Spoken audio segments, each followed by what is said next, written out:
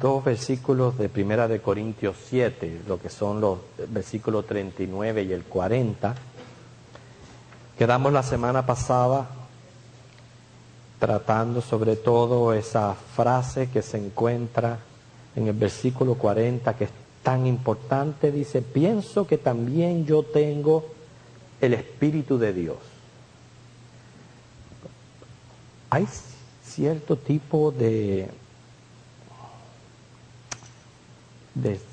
sarcasmo en la manera en que está dicha la frase.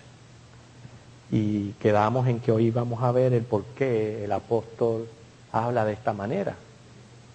Pero es importante que volvamos a reafirmar una de las doctrinas más importantes del cristianismo, que es acerca de la obra del Espíritu Santo, porque es muy importante la obra de nuestro Señor Jesucristo, que realizó en la cruz del Calvario, el cual sabemos que con una sola ofrenda nos hizo perfectos para siempre, ¿verdad? Y de igual manera que en el sacrificio de Cristo, Dios obró para nosotros regeneración, justificación y santificación, y son términos que simplemente se usan para clasificar o aclarar lo que viene a ser el plan de salvación de Dios para con nosotros. Lo mismo ocurre con la obra del Espíritu Santo. Muchos a veces confunden lo que es el sello, el bautismo, la llenura, y prácticamente todas son palabras de igual manera para clasificar algo importante que el Espíritu Santo hace en la vida de todo creyente.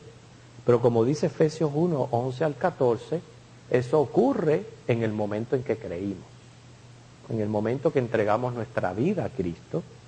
En ese momento fuimos sellados, fuimos bautizados y fuimos llenos del Espíritu Santo. Yo les hablaba de que el sello del Espíritu Santo tiene que ver con la santificación del creyente. Es prácticamente una seguridad que nos da Dios de que somos hijos de Dios. Por eso Pablo en Romanos dice: ¿quién me podrá separar del amor de Dios? Nada, ni la muerte me va a poder separar del amor de Dios, porque soy su hijo y Él me ha sellado. El bautismo del Espíritu Santo no es más que un acto de identificación. Lo es el de la inmersión, porque tú te estás identificando con tu fe en Cristo. También el bautismo del Espíritu Santo es una identificación, ya dije, como pueblo de Dios, como familia de Dios. Es una integración a lo que viene a ser su pueblo. Por eso es que se usa la palabra bautismo. Y ya la llenura del Espíritu Santo es la promesa de que Él somos su templo y que Él está con nosotros.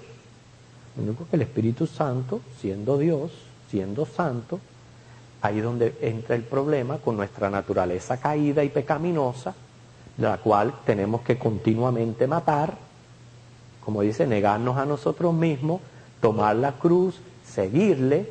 Y entonces cuando estamos en obediencia al Señor, vamos a manifestar esa presencia del Espíritu Santo en nosotros los creyentes. Y lo vamos a sentir. Lo vamos a sentir porque vamos a tener paz, vamos a tener gozo, vamos a tener una limpia conciencia. Acuérdense que la conciencia ahí está puesta por Dios para dictarnos lo moral y lo inmoral, lo recto y lo incorrecto. Entonces cuando estamos a bien con el Señor, vamos a disfrutar de una limpia conciencia, etc. Todas esas cosas son bien importantes que nosotros tengamos claro, de que el Espíritu Santo es dado a todos los creyentes. ¿Y cuándo es dado? En el momento en que cree, en el momento que reciba a Cristo como Señor y Salvador. Es promesa del Señor. Sin el Espíritu Santo no podemos nacer de nuevo. Sin el Espíritu Santo no pudiéramos perseverar y mantenernos firmes en la fe. Inclusive sin el Espíritu Santo ninguno de nosotros pudiera desempeñar los dones que ponemos a los pies del Señor. Sin el Espíritu Santo nada pudiéramos hacer. Por eso, aunque este estudio, vamos a aclarar la frase, no se preocupen, no piensen que voy a ocupar el tiempo y los voy a dejar todavía con la incógnita. Vamos a aclarar la frase, pero yo quiero que cuando uno estudia la Biblia hay partes de que sirven para tu conocimiento, para que cuando vuelvas a leer esa frase no tengas duda, no tengas confusión y puedas decir, mira, yo sé por qué Pablo habló de una manera tan sarcástica en su carta para referirse a él y al Espíritu Santo. Pero hay cosas en este estudio que sí son importantes que queden en nosotros. El llamado de Dios a cada uno de los que está aquí, el llamado de Dios dice, sed llenos del Espíritu Santo. Tenemos que buscar esa llenura, hermanos. Hay que buscarla, lo dice Efesios 5, 18 al 19. Dice, sed llenos del Espíritu Santo. ¿Cómo somos llenos del Espíritu Santo? Bueno, dejando las obras de la carne, optando por las obras del Espíritu y haciendo la voluntad del Señor, lo cual nuestra propia conciencia nos va a dictar. La palabra de Dios nos va a dictar. Y otra exhortación con relación al Espíritu Santo que se encuentra en Efesios 4, 30 al 32, es no contristarle. O sea, evitando prácticas que no agradan a Dios. Cada vez que yo menciono este tema, tengo que hablar de la combinación bomba. Ustedes saben cuál es. ¿Saben cuál es la combinación bomba, no? Que debe de evitar todo creyente. Contristar al Espíritu Santo y darle lugar al diablo. Esas dos cosas. Contristar al Espíritu y darle lugar al diablo. Créame, un cristiano no debería de caer en esas dos cosas, porque pobrecito de él. Pobrecito de él. Teniendo esto en mente, es obvio que Pablo estaba seguro de sí mismo. Es obvio que Pablo estaba seguro de la obra que el Espíritu Santo había hecho en él, y según él nos lo explica en sus epístolas y en todo este pequeño estudio que hemos dado del Espíritu Santo, con toda claridad él expone cómo obra Dios, por qué obra Dios, y él estaba claro de que todo era por gracia. Él mismo lo dice en Corintios, por gracia soy lo que soy. Es decir, que aún lo que somos por la obra del Espíritu Santo es por el Señor. Entonces él estaba claro en todo esto. Bueno, ¿por qué él dice así? Y pienso que también yo tengo el Espíritu de Dios. ¿Usted no está notando el sarcasmo como lo estoy notando yo? ¿Verdad? Él pudiera decir, hermano, yo tengo el Espíritu Santo, pero y pienso que yo tengo también el Espíritu Santo.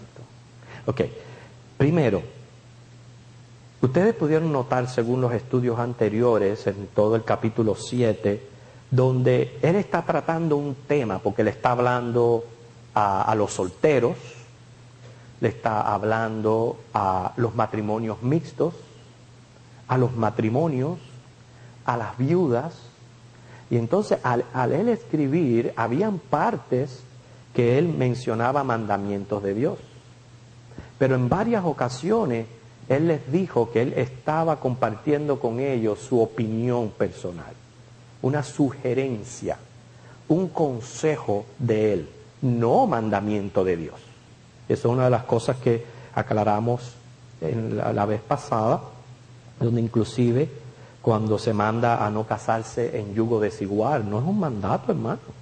A veces nosotros erramos al poner palabras que no son en las Escrituras. No hay mandamiento en eso. Son consejos, son sugerencias, son cosas obvias que son para nuestro bien. Mire, en 1 Corintios 7, el versículo 6, él dice no por mandamiento. No lo busqué, estoy mencionando estos ejemplos. En el versículo 10 del capítulo 7 dice, mando, no yo, sino el Señor. O sea, ven como, de buenas a primeras le dice, esta es mi opinión personal. Luego le dice, no es mi opinión personal, lo manda Cristo. Y entonces después, en el versículo 12 dice, no el Señor. Y en el 25 dice, doy mi parecer. Entonces, como ustedes pueden ver, Él no quería confundir a estas personas, pero sí les dice que a pesar de que eran propios consejos, Él lo hacía según la mente de Cristo. Primera de Corintios 2:16, Él hablaba con la mente de Cristo, que daba su propio parecer. Y recordemos que según las Escrituras, toda Escritura es inspirada por Dios, aún los pareceres de Pablo, porque si no, no estuvieran en las Escrituras. O sea que aún él dando su parecer, también es Escritura de Dios. Entonces, puede ser que por eso él les dijera, yo pienso que yo también tengo el Espíritu Santo. O sea, a pesar de que les estoy dando mi opinión personal, pero es una opinión personal que no está fuera de la mente de Cristo. ¿Entiendes? Ahora, el sarcasmo, la manera irónica aquí de hablar, más bien yo pienso que se atribuye a que debido que el apostolado de Pablo fue atacado, inclusive por la iglesia de Corintio.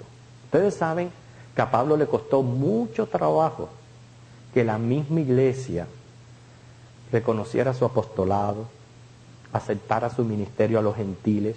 La lucha de Pablo internamente con los mismos cristianos no fue fácil, y él lo expresa en los capítulos 9 al 14 de Primera de Corintios, que obviamente vamos a estudiar más adelante.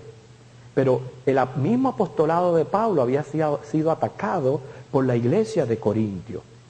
Entonces lo que él está diciendo, miren, a pesar de lo que piensen de mí, yo tengo el Espíritu Santo. Yo pienso que es la razón propia, más adecuada para interpretar esta frase, porque nadie sabe, solamente Pablo, lo que él pasó, lo que él padeció, lo que él tuvo que luchar. No es fácil cuando un ministro de la palabra, un líder, es difamado, no se toma en serio, no se toma así de esa manera, y duele. Entonces él se defiende de esa manera, diciendo, ok, está bien, yo fui perseguidor de la iglesia, yo fui asesino de cristianos, yo lo sé, yo fui asesino de cristianos, pero por la gracia de Dios soy lo que soy. ¿Y sabe qué? Yo también tengo el Espíritu Santo. Entonces, por esas dos razones, él habla de esta manera. Ustedes saben que las cartas de Corintios tienen el objetivo de responder preguntas, situaciones que habían resultado en la iglesia de Corintios. Como en aquel entonces el medio era de escribir, entonces él les escribe para atrás tratando todos los asuntos que a él se le fueron presentados. Había un tremendo problema, y más bien tiene que ver un poco con la cultura de aquella época. Siempre la iglesia ha tenido que enfrentarse y ser fuerte ante las filosofías y todos los idealismos que hay a nuestro alrededor. Hoy día hay un secularismo increíble, un relativismo tremendo, y contra eso la iglesia de hoy tiene que luchar. Pero en aquel entonces había mucha idolatría, muchas fábulas. Los griegos, los romanos, ellos tenían un sinnúmero unas imaginaciones increíbles, porque para sacar todas aquellas fábulas que ellos sacaron de Zeus y de Júpiter y de todas esas cosas, era tremendo. Entonces, en eso estaba la iglesia, y eso también afectó a la iglesia. Entonces, por eso que en el capítulo 8, Pablo comienza a atacar otra de las causas divisorias, inclusive que llegó a ser contenciosa dentro de la iglesia, si se podía comer sangre. Ustedes saben que hoy día hay una secta que prohíbe la transfusión de sangre, pero porque saca el versículo no solamente de su contexto bíblico, pero del contexto cultural, y yo diría de todos los contextos habidos y por haber.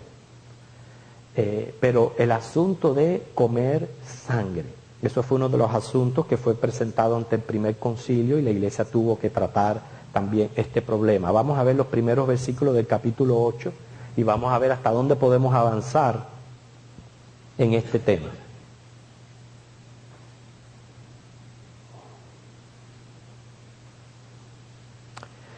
En cuanto a lo sacrificado a los ídolos, sabemos que todos tenemos conocimiento. El conocimiento envanece, pero el amor edifica. ¿Qué se estará refiriendo él aquí? Bueno, en la iglesia, como en todas, estaban los hermanos que se creían maduros porque tenían un poquito más de conocimiento, y estaban los hermanos débiles, que se consideran aquellos que están recientemente abrazando el evangelio, el cristianismo, y es obvio que no tengan una firmeza de fe, o también que vengan con cierto sentir, muchos prejuicios, muchas preguntas, y chocaban entre ellos.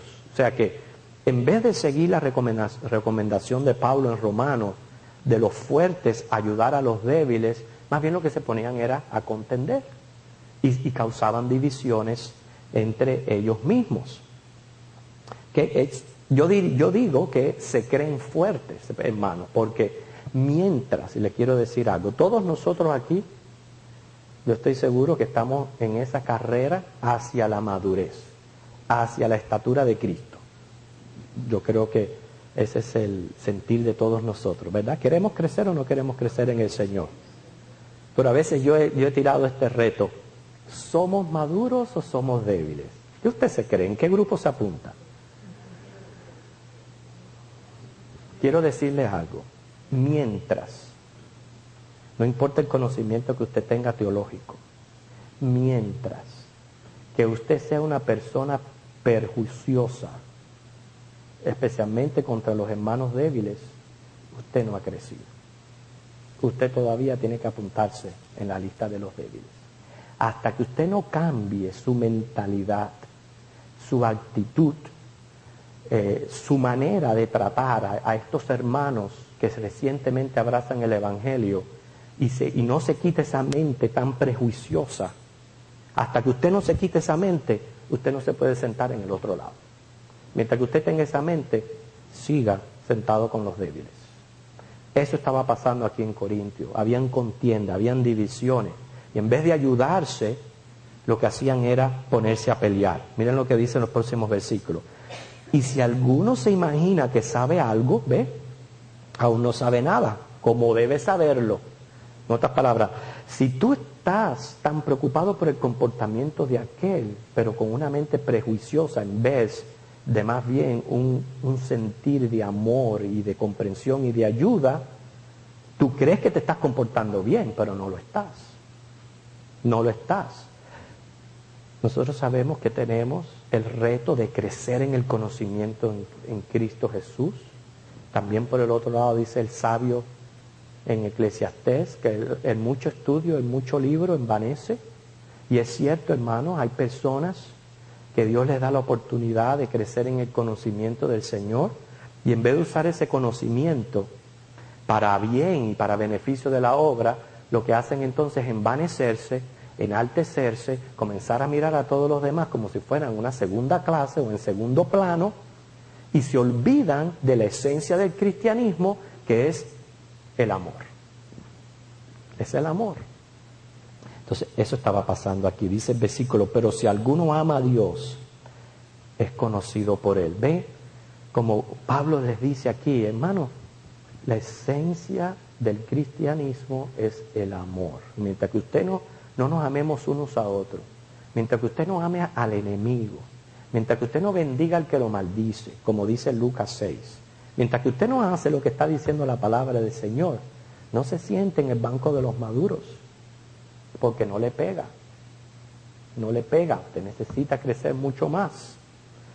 Dice el versículo 4, acerca pues de las viandas que se sacrifican a los ídolos, sabemos que un ídolo nada es en el mundo y que no hay más que un Dios. Este versículo es bien importante que lo aclaremos. Hoy día también se hacen rituales y celebraciones y cultos a los diferentes ídolos, a los diferentes santos, y todas esas celebraciones involucran comida, involucran fiestas bacanales y todo eso. Entonces la pregunta era si en medio de una situación crítica, económica, el cristiano debería comer esa vianda que se sacrificaba a los ídolos o ese animal, sí o no. Por ejemplo, como venían y lo compraban con el propósito de ser ofrecido a un Dios, entonces lo que quedaba lo llevaban de nuevo a la plaza o al mercado, a lo que sea, y lo vendían por muy bajo precio, porque ya habían pagado el precio original por él. Y entonces muchos pobres se aprovechaban de adquirir esos productos mucho más baratos. Pero estaban los débiles en la iglesia que se habían acabado de convertir, que habían acabado de salir, muchos de ellos, de estar involucrados en esas fiestas, ese era su mundo, y decían, pero ¿cómo es posible que los judíos vayan y compren esto o coman esto cuando esto ha sido sacrificado a los ídolos? Y por el otro lado, entonces venían los judíos y decían, pero ¿por qué si eso no es nada? Y lo que Dios santificó ya está santificado. ¿Por qué no vamos a aprovechar que está más barato y lo vamos a comer si eso es creación de Dios? Entonces ahí ven, esta era la contienda y esa era la discordia que había en la iglesia. ¿Quién tenía la razón? Bueno, fíjate lo que dice Pablo. Un ídolo nada es. Y eso yo lo quiero aclarar. Un ídolo nada es. En efectivo. Un ídolo nada es. Porque ustedes pueden ver, un ídolo tiene una figura. Tiene ojos, nariz, orejas, manos, pies. Pero el día que usted se mude, se lo tiene que llevar con usted, lo tiene que cargar. Él no lo va a ayudar en la mudada. Lo tiene que cargar y lo tiene que llevar y lo tiene que trasladar y lo tiene que volver a poner en el lugar. Porque nada es, lo dice Salmo 115. El Salmo 115 lo dice. Un ídolo es, nada es, en comparación a nuestro Dios, al Dios que usted y yo adoramos, que es el creador de cielo y tierra, que es nuestro hacedor. Y dice, primera de Juan 4:4, que mayor es el que está en nosotros que el que está en el mundo. ¿Ok? Aún el mismo enemigo de las almas, su poder es limitado, su conocimiento es limitado. Pero nuestro Dios es omnipotente, Él es omnisciente. Miren lo que dice Isaías, vamos a un momentico a Isaías 40. Isaías 40, comenzando en el versículo 12.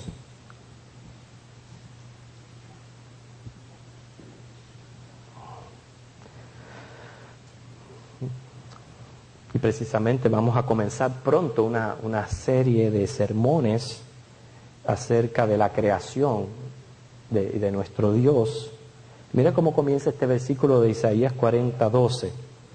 ¿Quién midió las aguas con el hueco de su mano y los cielos con su palmo? Con 3 dedos juntó el polvo de la tierra y pesó los montes con balanza y con pesas los collados. ¿Quién usted responde que fue? ¿Quién? ¿Quién sino Jehová de los ejércitos? ¿Quién sino Dios? ¿Quién enseñó al Espíritu de Jehová o le aconsejó enseñándole? Nadie, porque Él es causa, Él es la causa, Él es el efecto. ¿A quién pidió consejo para ser avisado? ¿Quién le enseñó el camino del juicio o le enseñó ciencia o le mostró la senda de la prudencia? He aquí que las naciones le son como la gota de agua que cae del cubo y como menudo polvo en las balanzas le son estimadas. He aquí que hace desaparecer las islas como polvo. Ni el Líbano bastará para el fuego, ni todos sus animales para el sacrificio. Como nada son todas las naciones delante de él, y en su comparación serán estimadas en menos que nada y que lo que no es. Ahora, ¿a qué pues? Mira la pregunta. ese Dios que es invisible, que es espíritu, que lo llena todo, que tiene todo poder, ¿a quién usted lo va a comparar? No, hay gente que se atreve a compararlo a un coco. Y dicen, cogen un coco y dicen, este es mi Dios. Pero ¿cómo es posible? Dice, ¿a qué pues haréis semejante a Dios? ¿O qué imagen le compondréis? Si Dios es espíritu, Él es invisible, ¿cómo no los vamos a imaginar? En muchas ocasiones yo les he dicho, desechen esa imagen en nuestra mente. A veces cuando pensamos en Dios, en el anciano de días, que vemos a un anciano con una barba blanca y un cabello blanco y una toga blanca hasta los pies, y nos imaginamos que así es Dios. Señores, Dios no tiene forma ni figura física. Nosotros fuimos creados a su imagen, pero es a la imagen de su persona. Él no tiene compostura física, por eso que Él lo llena todo. Y si Él no tiene compostura física, ¿por qué el hombre se atreve a hacer una figura de Dios si nadie le ha visto? Porque nadie le puede ver. Para nosotros ver a Dios, Cristo tuvo que encarnarse en ser humano y Él nos los dio a conocer. Pero a Dios nadie la ha visto. Entonces dice, el artífice prepara la imagen de talla, el platero le extiende el oro, la funde cadenas de plata, el pobre escoge para ofrecerle madera que no se apolille, se busca un maestro sabio que le haga una imagen de talla, que no se mueva, porque claro, a los ídolos sí hay que darle lo mejor. Pero no se atreva a darle a un ídolo lo que no sea lo mejor, porque como ese Dios es vengativo también.